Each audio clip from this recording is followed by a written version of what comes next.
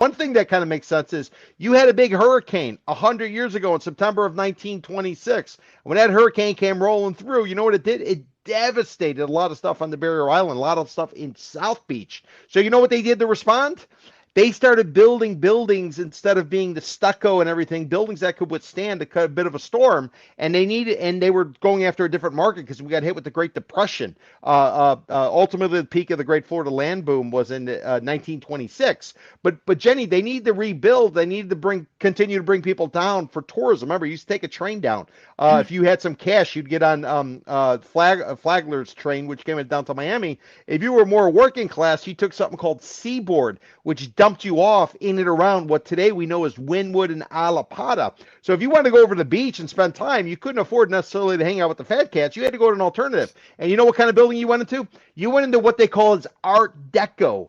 Art Deco was a cheap version of building housing for the masses that come down here. They were using steel and other things where back in the day they weren't, and the hurricane hit it, and then they dressed it up. They put the colors on it. They made it all that. So they basically took cheap housing. They put lipstick on a pig, and now we love what Art Deco is. But Art Deco wasn't thought out. It was more of a reaction to try to take advantage of people coming into town, and because we were going through the Great Depression.